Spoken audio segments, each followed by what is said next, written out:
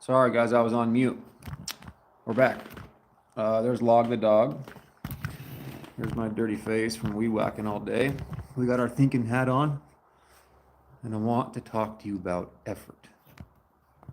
What's up, Braden? What's up, Zach? Hey, first like. Damn. Oh, are you sure? There's two. You gonna fight? What's up, Daniel? I wanted to talk to you guys about effort. What effort are you putting in, and what results are you getting back? I'm going to ask a question here.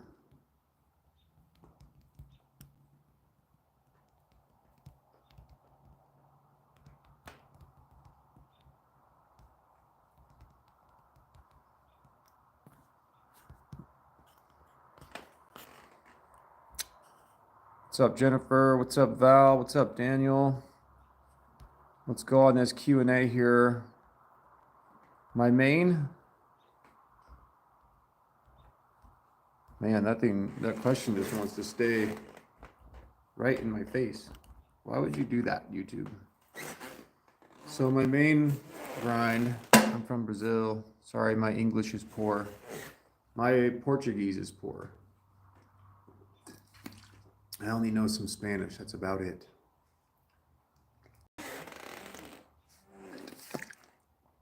Val, I'm curious to know what kind of effort people are putting into what they expect a reward out of. So let's talk about effort. Let's talk about what you guys are doing and what you expect out of your effort. Yes, Portuguese is poor. The only Portuguese word I can think of is po. Like when you score a soccer goal, po, po, po. Is that right? I had a Brazilian exchange student teach me that. In soccer, of all sports.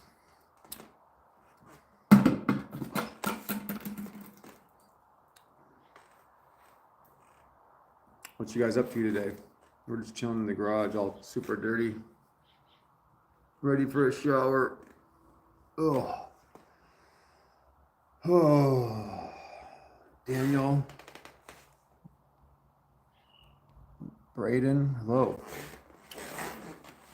Just chilling in the garage, about to cut up some bikes. We had one vote. We had one vote on the bicycle fire pit, so I already started cutting them up. We're making a fire pit.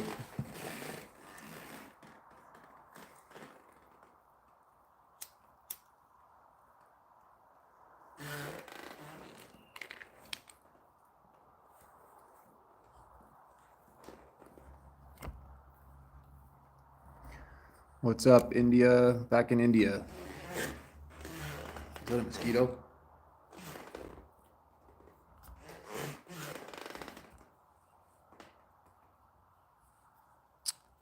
I'm here in Oregon, USA. Brian Arvish, what's up?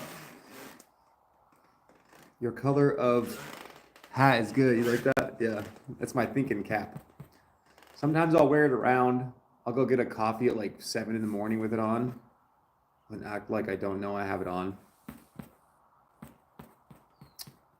Yeah. Check out this cool pallet fence I built. No, Bend. Central Oregon, yeah. Bend, Oregon. On the kind of like the Tumalo side. Very obviously the same, yeah. Same look. Ugh.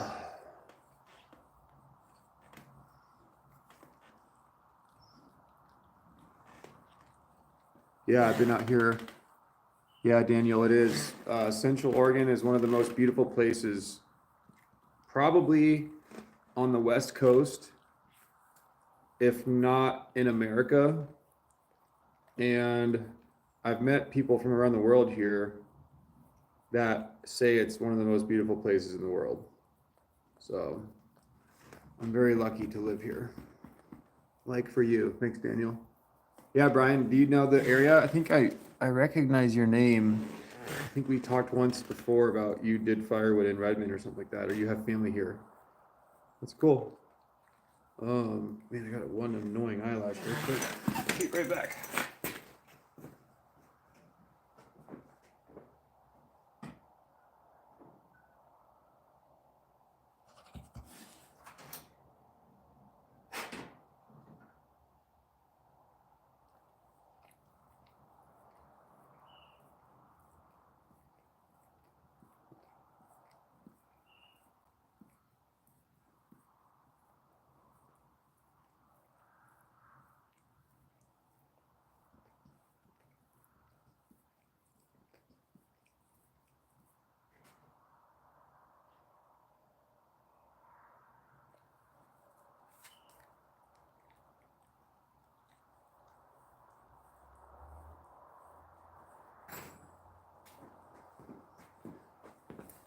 I had a really stubborn eyelash. Oh, Pineville area. Oh, that's cool. Your eye is good? Yeah, my eye is better. Large juniper? I mean, yeah, in Prineville, more north of Bend is the Prineville Forest, but northeast. But the juniper is not that big anymore, really. It's all taken. They're out there, but the majority of them are so small. Half the big ones are rotten. I love juniper firewood, but it's not commercially logged, so it's not available to buy logs for firewood. And I have a machine, as you might know if you've tuned in before. You can see my firewood processor over there. So it's really hard to find people with consistent juniper logs that are the right size for my firewood machine.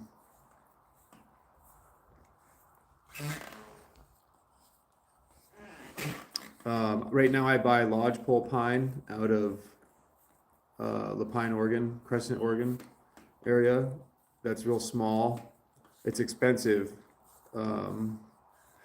but it's the perfect size for my machine. So if I get the right wood, I'm under an hour a cord on that machine. I could probably get a cord in 45 minutes with the right wood, 12 to 14 inch.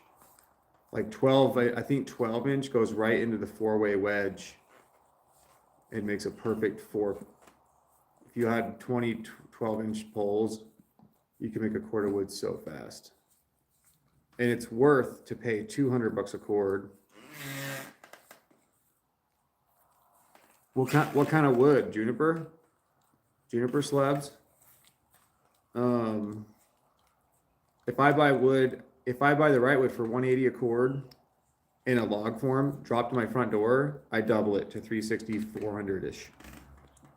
Which people are happy to pay for dry wood right now I'm at $375 for lodgepole. And I'm expensive, but I'm in Bend. I don't go very far out of Bend because I got an old truck. But Doug fir I was at $400, $450. Juniper I would sell for probably $400, $375 to $400 because it has a higher BTU than lodgepole. But believe it or not, half my customers are allergic to lodgepole. Out of the 400 to 500 customers I have, half are allergic to Doug fir.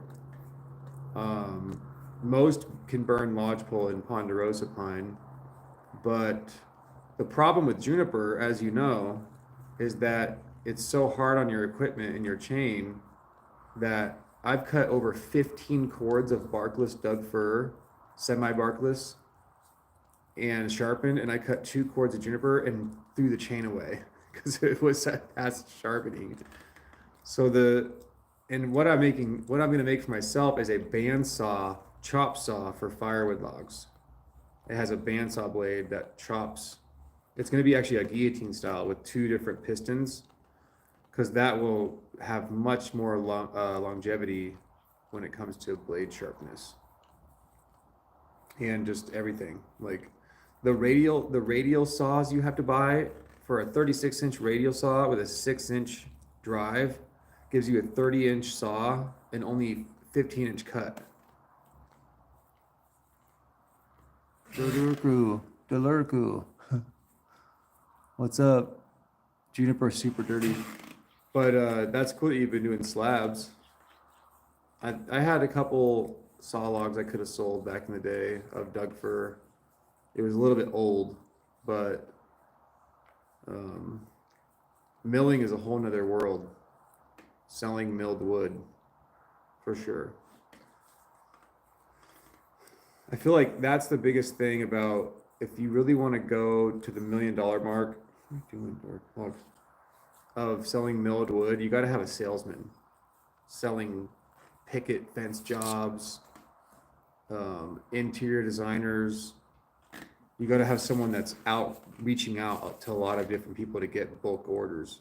I mean, you just rely on Craigslist and Facebook.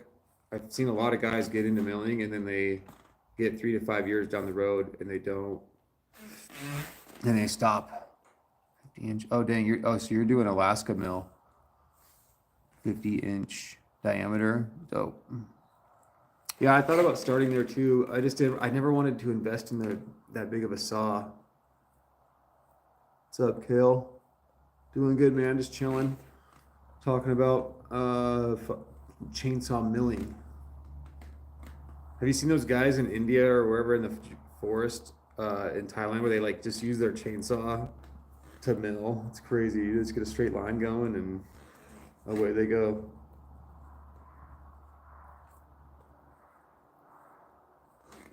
You got cheap guys? Here.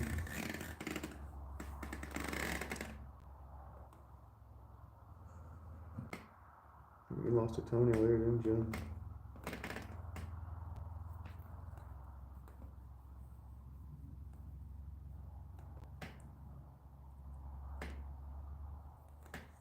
You got cheap guys in your feet?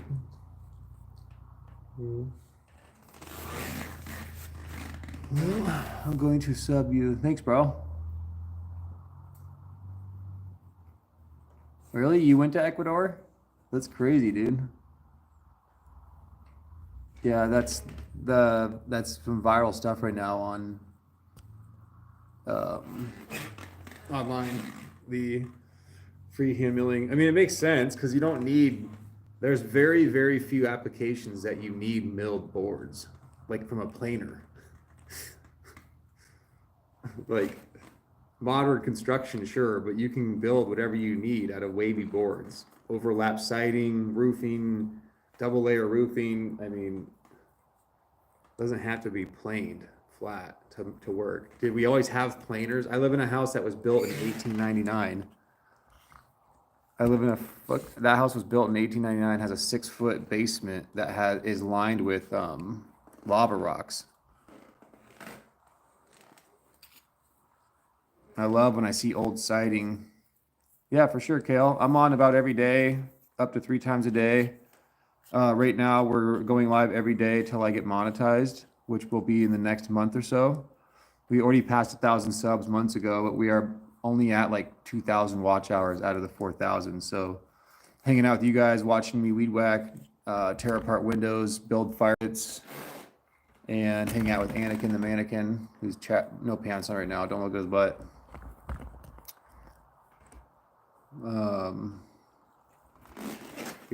Yeah.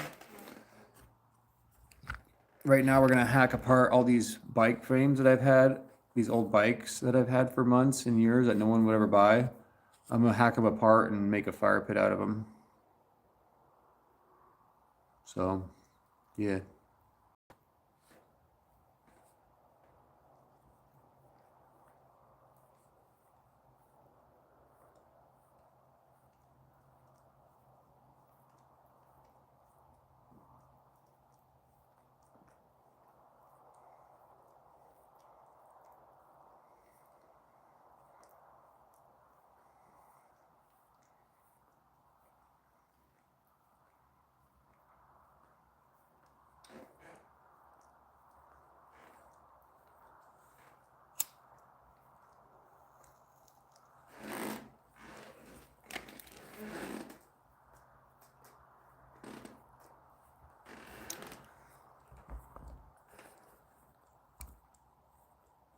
Yep, we'll see you later.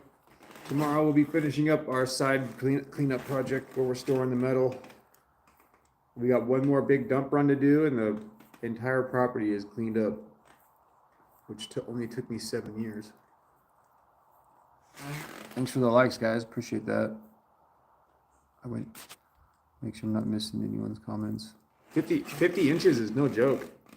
I've only ran a 36-inch bar once. That was plenty big.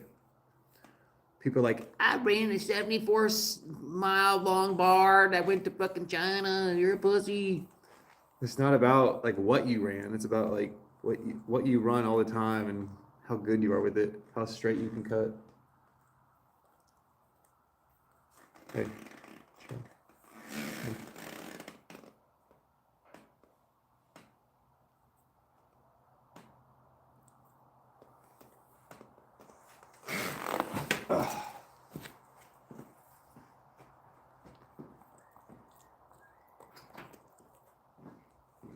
My dog's trying to lick cheatgrass out of his feet, and it's just licking them backwards.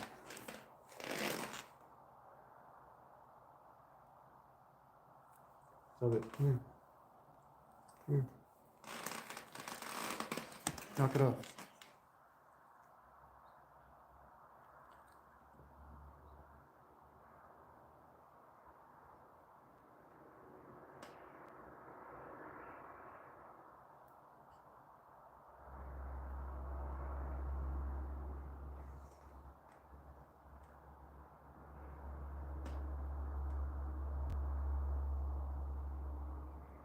Come on.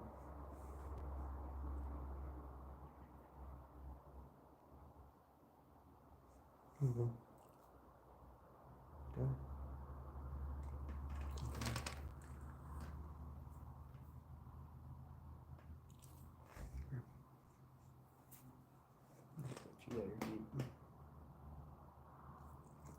You're okay. Come on. No. Here. Stop it. You know better.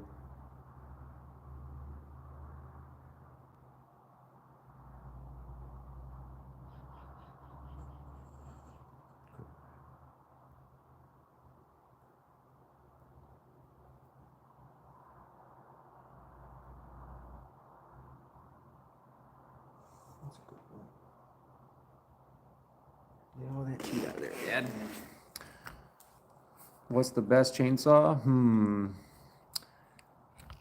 I mean, overall, wait on. I know that the 04 series for chainsaws are some of the most desirable. The 040, the 042, the 044. Oh, I'm just throwing it down in the middle. Good boy.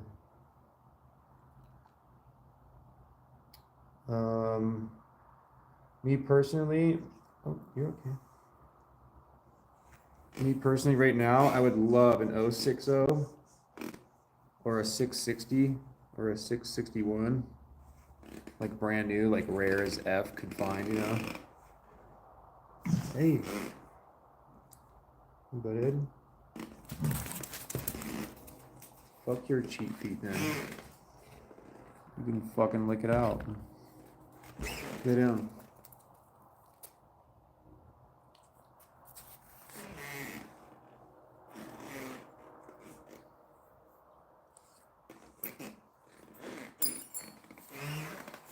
Right now I have a 462.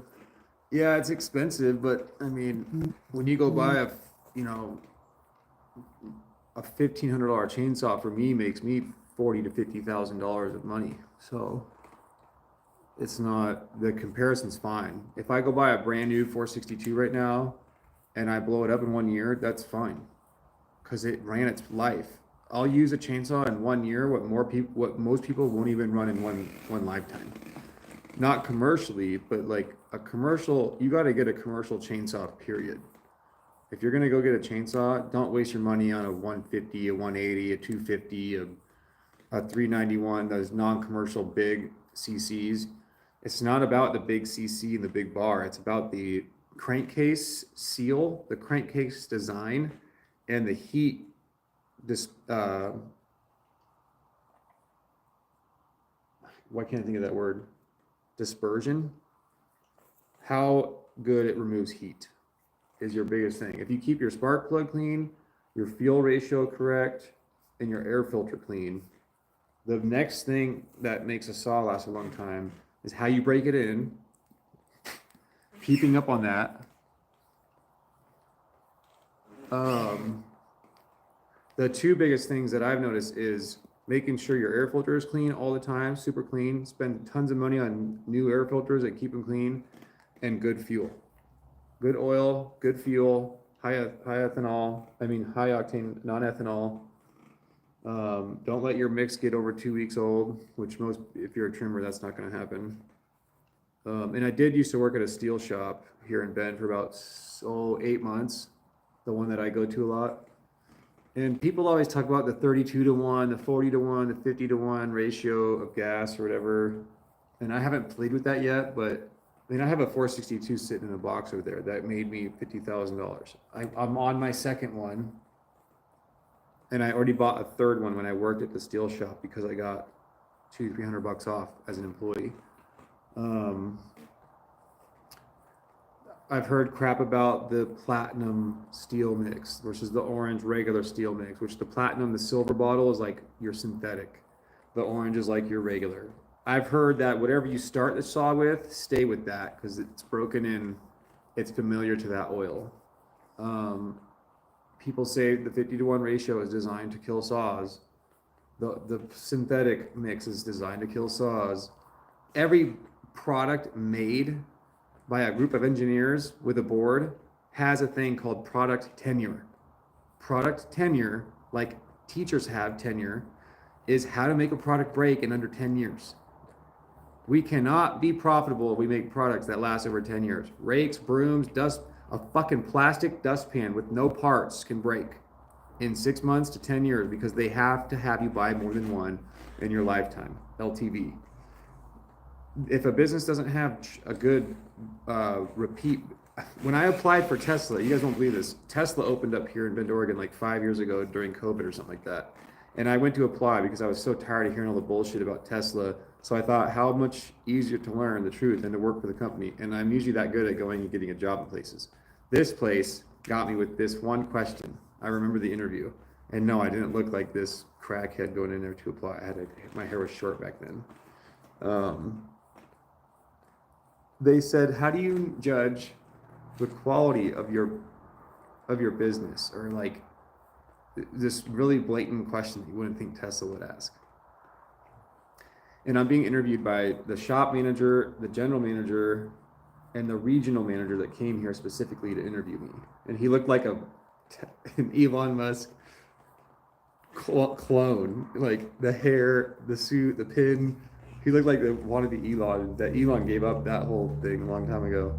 He asked me, how do you judge the success or quality of your business? And the answer was on repeat customer percentage. How many people come back and buy again?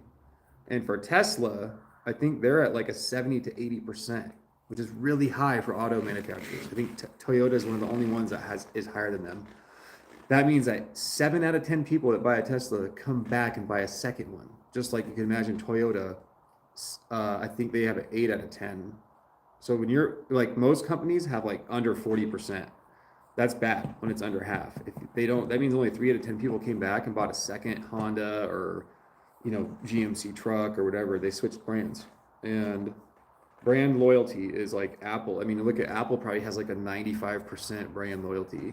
9.5 people out of 10 come back and buy something from Apple a second time, whether it's the same product or not. But with my business, they knew I owned my Firewood business. So they asked me that in my business, how do you judge the success of your company? And I don't remember what I blurted out, but that I think was what made me fail the interview because I didn't get the job. Mind you, the job was pretty dumb. It was like $20 or $22 an hour to stand in a room with a black outfit on and watch the techs do work and like serve rich assholes that come in and like have a problem with something super menial that they have to check in their Tesla and take a loaner for us to like screw in. Some stuff was complex, but I'm pretty glad I didn't get that job. But I got to drive a Tesla, and I tell you what, they are freaking crazy. You can, if you live by a Tesla center, the deal was when I was there, they might have hooked me up because I was applying for a job.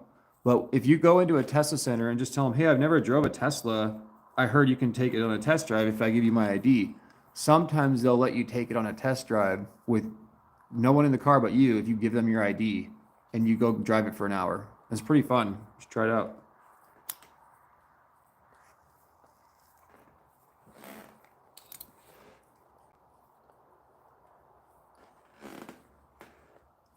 You can almost kind of see the chainsaw in that box right there. See the side cover right there? That's my first 462.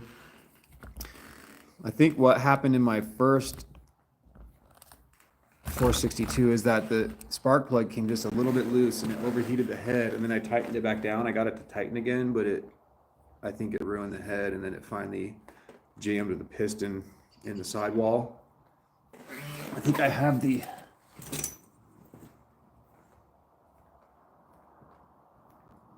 it's inside. I had the cylinder out here that you can see the cylinder jammed into the sidewall, and it broke off the connecting rod out the side.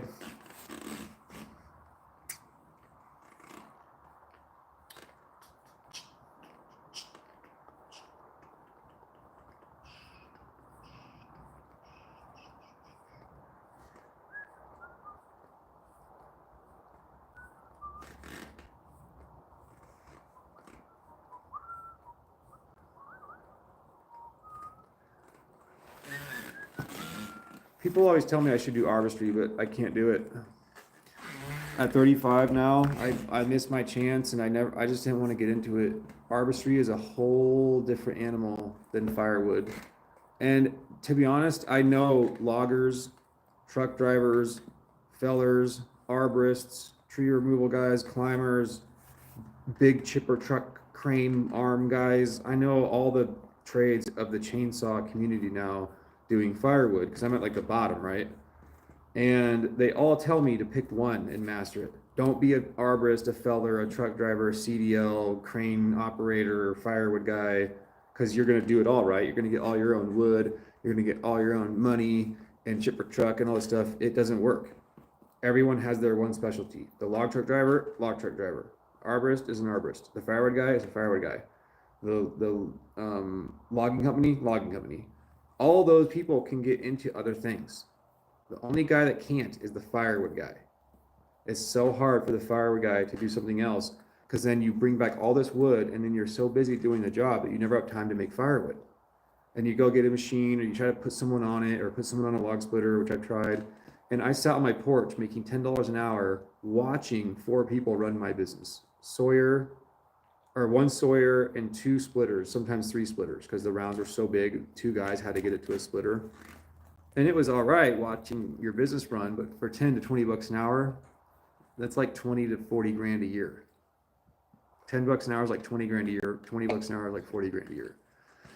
If you can live on 20 to 40 grand a year, and the business wasn't necessarily scalable at that time, but from what I realized is you have to do about 1,000 cords a year at $300 to $400 a cord to make a living, with 1 to 2 dump trucks, 1 to 2 employees. You're doing about 260 working days a year, so you're doing almost 4 cords a day, 3.8 cords a day, 5 days a week. Pretty easy for one to 2 guys. You'd be surprised. There's a lot of maintenance. There's a lot of things you have to try to avoid. Hydraulic hose rupture, vehicle maintenance, dump truck maintenance. There's a lot of, obviously, insurance is expensive, having employees. At the end of the day, everything gets maintained except your bank account. Right when you have money in the bank, you're like, oh my God, I made 7 grand. Wait, what motor went out? Wait, what happened to the tractor tire for $700? Wait, what? A $1,400 hydraulic hose broke? What do you mean Johnson got hydraulic fluid in his skin? Why is the log splitter moving slow? We've done everything we can. It still doesn't work right. We got to buy another one for $1,800. It's an expensive game. I realized moving weight, anything that has to do with moving weight, will break you, break your bank. You'll be broken, and everything will be broken at the end of the day. And then you'll just need a break. and then you'll go eat like 5 steaks and still be hungry. Can't keep up. I'm thinking that there's money in, for what I do now. I'll soon have a tractor with forks and a bucket and a PTO in the back, a dump truck. If I get a trailer, I can go out with my dump truck, my tractor, and a dump trailer and take material to people and spread it around with the tractor, or remove stuff from people. Go out there and take horse manure, take rocks, take their debris away from them for a fee, like junk hauling, but more tractor junk hauling. I don't know if there's money in it. I think there's money in drilling posts for people, drilling holes for people to come plant posts. So I can have a digger sent to a job, and I can drill holes for people that want to have a fence. The problem is my tractor that I have, almost everyone has it. It's like a homeowner tractor, 25 horse. It's like those orange Kubotas you see, or the Bransons. Mine's a Branson.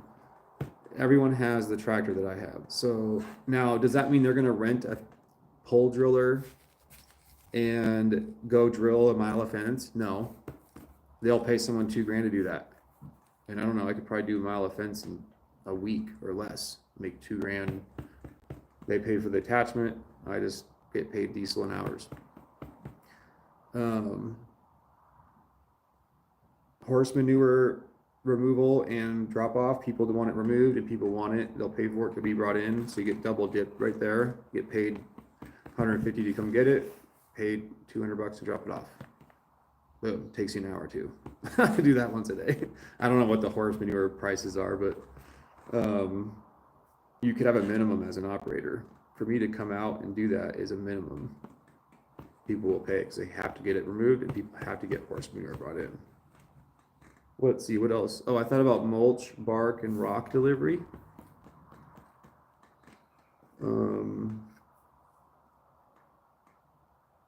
With a dump truck. Junk removal, obviously, but everyone does junk removal, so that's really hard to get in and compete. It's just something that'll come and go. My friend said to call all of the flooring installers and ask them if they want someone to help them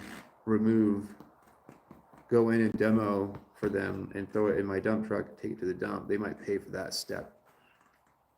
That's kind of off the business a little bit, but even if they say, hey, we'll pay to have the dump truck sit out front to be loaded. I used to rent out a dump trailer I had over the weekends. I started calling all my old contractor friends, said, hey, I'll give you a dump trailer out front on a Friday morning or a Thursday morning. You can have it till the next Monday night. I'll come at 3 and then take it to the dump. And you pay the dump fee plus $200. And I would make bank on, it was a friend's trailer even. You got cheatgrass everywhere, brother. If you weren't such a butthead, I'd clean it out for you. My dog used to let me clean his feet, cheatgrass, but now he doesn't. No, don't eat. You can't eat it later. He just licked out cheatgrass from his foot and then ate it.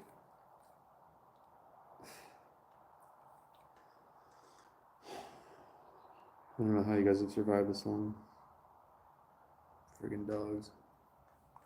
Anyway. We already hacked. Let's look at this bike. We already went and hacked the shit out of this bike. Just, I wanted to see how easy it was to cut a bike apart with a sawzall. That was pretty easy. And don't give me any shit about just trying to sell them on Craigslist or Facebook. I already tried for months. No one wanted them. Asked dozens of people that are bikies and bike enthusiasts. No one said anything. So you're going to be a new fire pit. I figured all these bikes is like $5 at the scrapyard because metal is $35 a ton right now for steel. What a joke. $35 a ton. When I took steel in last time, it was $200 a ton.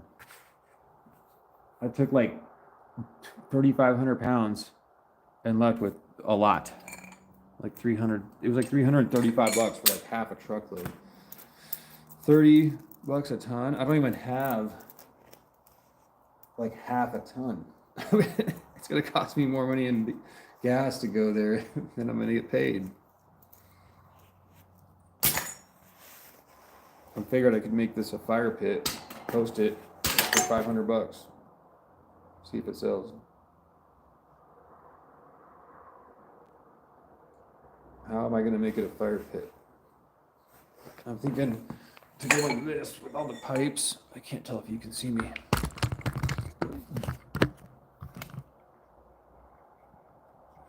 I figured I was going to take these and make X's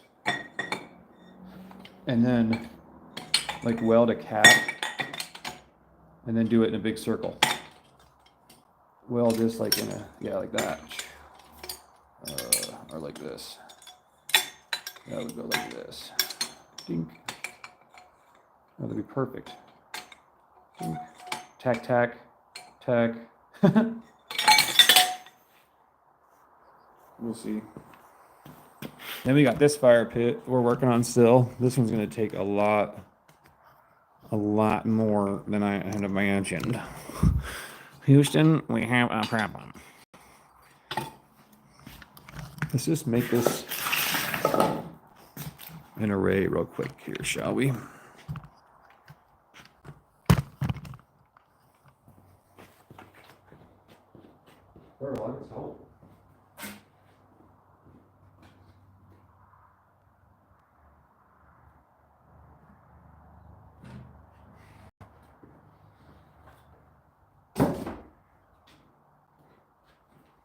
While I move these, we can put the Pharaoh in the middle. I found this thing. I forget where I found this cat thing. It's so weird.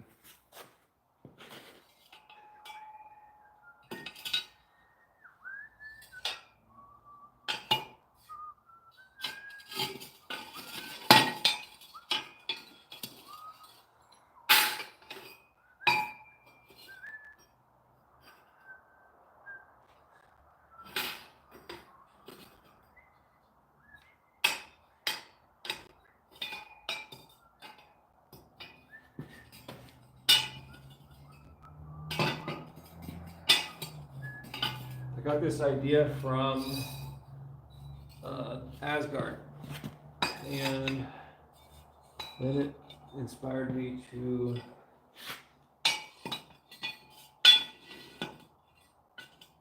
think about themed fire pits like Lord of the Rings. And there's already spiders making homes in here. Maybe I might have to fill this in with something else because I don't have enough pipe to I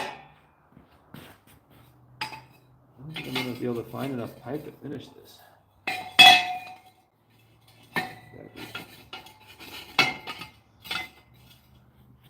Whoop! You know what? What their key? Burn. Well, I'm gonna get so cold also. Why not finish making one of those? That'd be really weird. Why would I do that? What's going on here? I think this is, I started on one and didn't get finished. Let's move.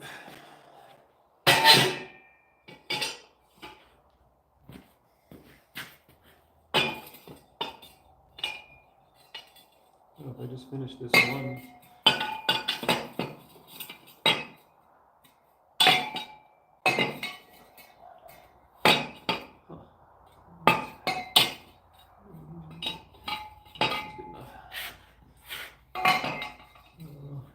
Oh, we only needed one more. That's that. That was the goal. And to fill it all in.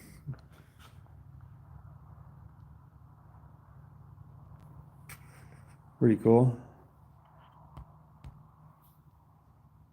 And I was going to fill it all in with netting and fire pit. But man, cutting all these is a son of a bitch on my saw. I already chipped a tooth because it's not meant to cut pipe at a 45 apparently. I mean, sure it is, but it's hard on it. Oh shit, look, fucking cold. It got cold, man. What the hell? I must need to eat. I got the shivers. Should we go get a pizza log? Pizza. We had the best pizza last night. It was one of those, you guys ever had those pizzas that are in the square pan? Like an 8x10 square pan? And with cheese on the sides, and they burn the cheese to the crust, and then they put it's cheese bread with pepperoni, kind of burnt pepperoni on top, and then sauce dumped on top. It's the weirdest pizza, dude. Dudes. Oh, come on. Get the hell there.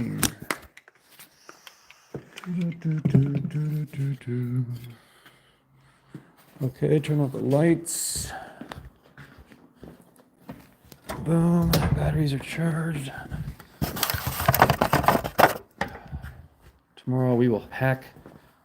My goal is to try to turn those bikes into a fire pit as fast as possible and post it and see what happens. I'm gonna get either a lot of shit for it or I'm gonna sell it for like $400. And people, like, some biker's gonna be stoked to show his biker friends his little biker fire pit. We cleaned up super good today. Got all this stuff off the side. We're gonna screw some bars to that to put our new metal rack. And we got it all barked. We're gonna finish that spot over there tomorrow. Go collect up all the rest of the metal. Is that rim bent? That rim looks not round. Get the rest of all the metal and then go to the metal yard. And oh, I cut that chain. We can use that chain and this spring. My friend invented riverboarding and left. I haven't talked to him forever, and left me this cool spring I wanted to try to use for something. What are you doing? What do you want? Huh? Bart log with the hizzle. Gotta warm up the tractor. Oh, fuck it. It can get rained on. It's a tractor. It's not like tractors come with garages. Come on, let's go. Look out. Gosh. Burr. What the heck? What the hell? Oh my God. Couldn't be any more inconvenient. Oh, could you? Jesus.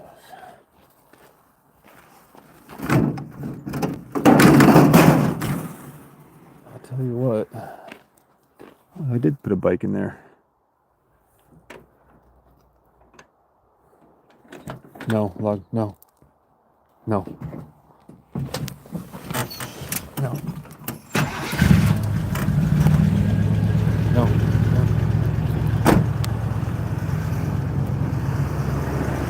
Burr, burr, burr, burr. No, leave it.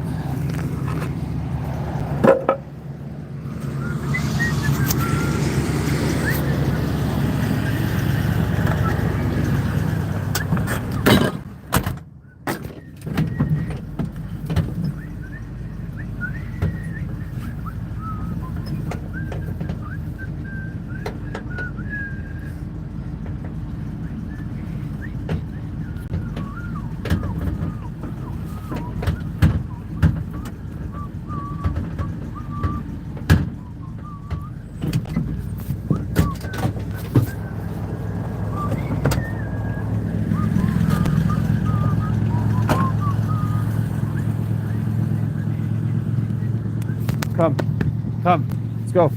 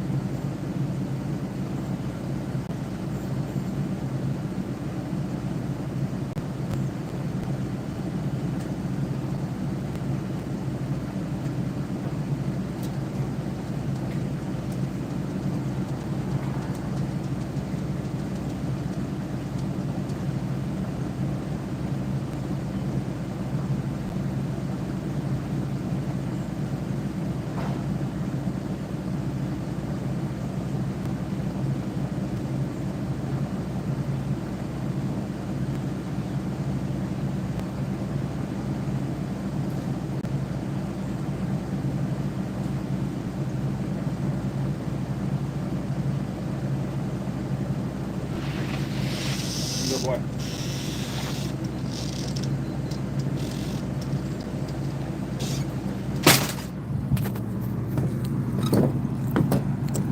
Cow arrives. Foods our steaks. Go.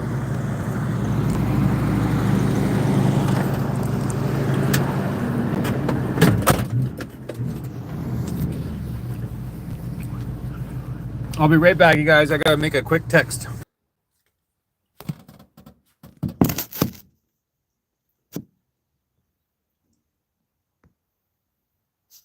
Hello, Cal.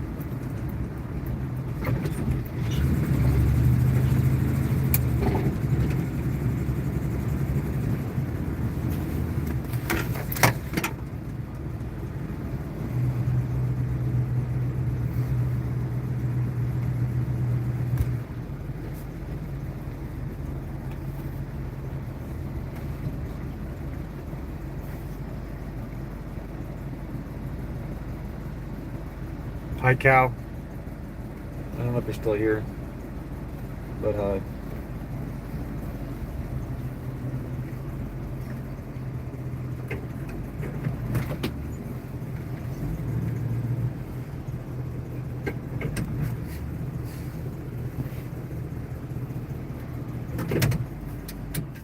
Damn, the truck gets nice and warm.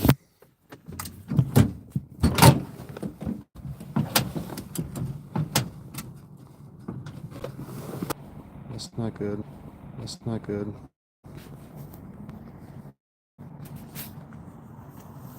I forgot. I'm at 2%. It's been real, guys. We'll see you later.